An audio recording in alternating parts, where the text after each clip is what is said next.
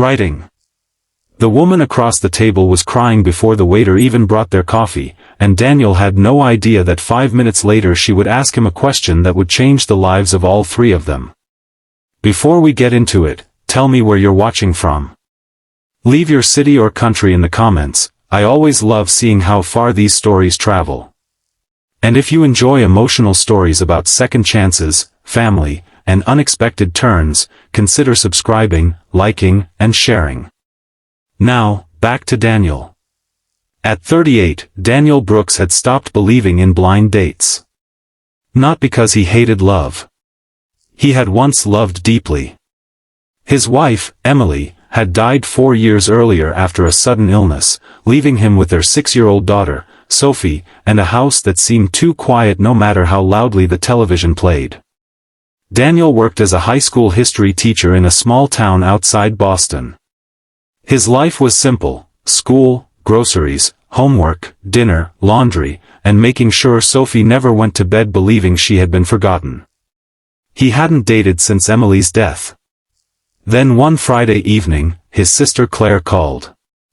"You need to meet someone." "No. You don't even know who she is." "That makes my answer stronger." Claire laughed. "Her name is Rachel. She's 36. She's kind, she's divorced, and she knows you have a daughter." "I don't need a wife." "I didn't say wife. I said coffee." Daniel finally agreed. The date was at a quiet cafe downtown on Saturday afternoon. Rachel arrived 12 minutes late, wearing a dark blue coat and looking exhausted. She apologized, sat down, and stared at Daniel for several seconds. Then her eyes filled with tears. Daniel leaned forward. "Are you okay?" Rachel quickly wiped her cheek. "I'm sorry. I didn't expect to see you." Daniel frowned. "Have we met?" "No." That answer made even less sense. Rachel took a breath. "I need to tell you something before we go any further." Daniel sat back. "My daughter is 8 years old," she said. "Her name is Lily." "Okay. She has leukemia." Daniel's expression changed.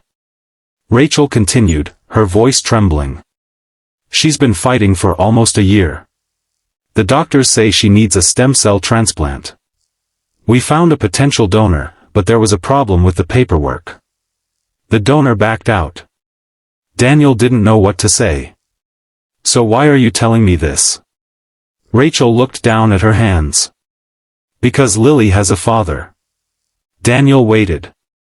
"He left when she was 2. The cafe seemed strangely quiet. "He's alive," Rachel whispered. "But he hasn't spoken to us in 6 years." Daniel's chest tightened. Rachel reached into her purse and pulled out an old photograph. She placed it on the table. Daniel looked at it. A little girl with curly brown hair was smiling beside a man. Daniel's coffee cup slipped from his hand. It shattered against the floor.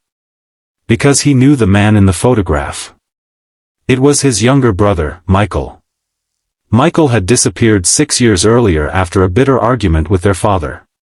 Daniel had spent years believing his brother had moved overseas. Rachel stared at him. "Michael was my daughter's father." Daniel couldn't speak. For several minutes, neither of them moved. Then Rachel said quietly, "I didn't know how to find him. Claire told me you might know where he was." "I don't," Daniel said. And he was telling the truth.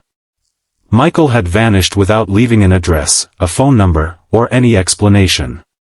But Daniel remembered something. 3 years earlier, his father had died. Among his belongings, Daniel had found an envelope addressed to Michael. He had never opened it. He had simply kept it in a drawer. That evening, Daniel went home and searched through an old box in the basement. He found the envelope. Inside was a handwritten letter from their father. "Michael, I was wrong. I blamed you for something you didn't do. I should have listened." At the bottom was an address in Vermont. Daniel stared at it. The next morning, he drove 3 hours. He found Michael living alone in a small cabin near a lake. For several seconds, the brothers simply looked at each other. Michael's hair had turned gray at the temples. "Daniel? I found you." Michael's face tightened. "Why?" Daniel told him about Lily. The color drained from Michael's face. "My daughter? You have a daughter who needs you." Michael sat down hard on the porch steps. He had never known Lily was sick. Rachel had stopped contacting him years earlier because she believed he wanted nothing to do with them. Michael, meanwhile, had spent years believing Rachel had taken Lily away and wanted him gone. Two people had built entire lives around a misunderstanding. And a little girl was paying the price. Michael agreed to return. But there was another problem. The transplant center needed urgent testing. Michael was tested. The results came back 2 days later. He was not a match. Rachel broke down when she heard. Daniel stood beside her while she cried. Then Sophie, who had come with Daniel, quietly walked over to Lily. She was carrying a small stuffed rabbit. "My dad says hospitals are scary," Sophie told her. "But he also says scary things are easier when somebody stays." Lily smiled weakly. "I don't have a dad who stays." Sophie looked at Daniel. "He does." Daniel felt something inside him crack. The next week, Lily's doctors found another potential donor through the registry. The match was strong. The transplant went ahead. Months passed. Lily recovered slowly. Michael began rebuilding his relationship with his daughter. It wasn't easy. Lily didn't suddenly trust him just because he had returned. He had to earn every conversation, every hug, every birthday.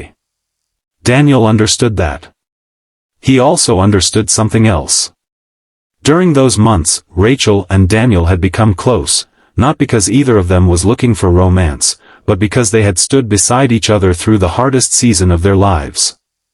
One evening, nearly a year after their first date, Rachel asked Daniel to meet her at the same cafe. The same table. The same window. Daniel smiled when he saw her. "You're not crying this time." Rachel laughed. "No."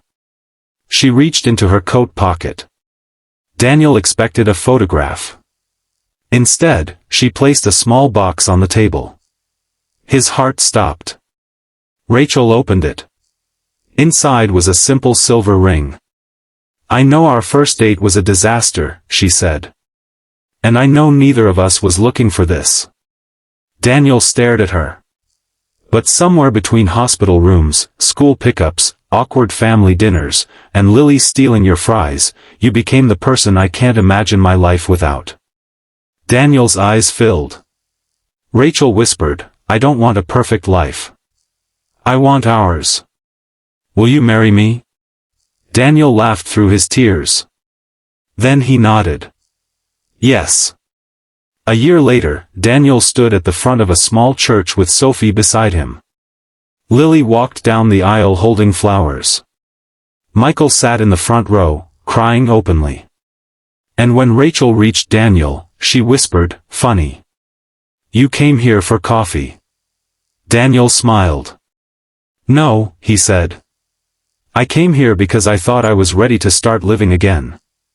He looked at Sophie, then Lily, then Michael. "And somehow, I found a family." Sometimes life doesn't give us the person we thought we needed. Sometimes it gives us a broken story and asks us whether we're willing to help write a better ending. Daniel went on a blind date expecting an awkward afternoon. He left with something far more valuable than a marriage proposal. He left with his heart open again, and a family he never knew he was missing.